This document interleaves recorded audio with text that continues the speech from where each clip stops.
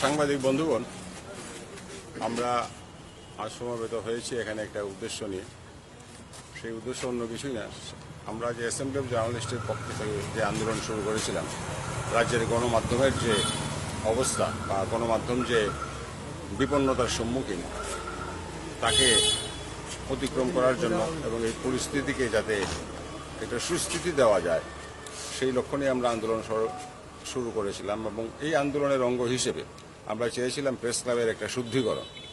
কারণ press club বিগত 2.5 বছরের অধিক সময় ধরে একটা অত্যন্ত স্বৈরতান্ত্রিক অপব্যবহারের একটা কেন্দ্র হয়ে উঠেছিল এবং আমরা চেয়েছিলাম যে গণতান্ত্রিকভাবে নির্বাচনের মাধ্যমে এই পরিবেশের পরিবর্তন আমরা করব। সেজন্যই আমরা সদস্যদের আস্থা অর্জনের জন্য আপ্রাণ চেষ্টা করেছি এবং এখনো করে চলেছি।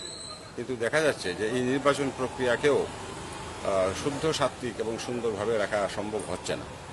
একদিকে রাজনৈতিক স্তর থেকে হস্তক্ষেপ, হুমকি প্রদর্শন, প্রলোভন দেওয়া ইত্যাদি চলছে, অন্যদিকে নানা ধরনের চাপ সৃষ্টি করা এবং অপপ্রচারের একটা প্রয়াস এখানে চলছে। শুধু প্রয়াস চলছে না, অপপ্রচারটা চলছে, সেটা স্পষ্টভাবেই বলা যায়।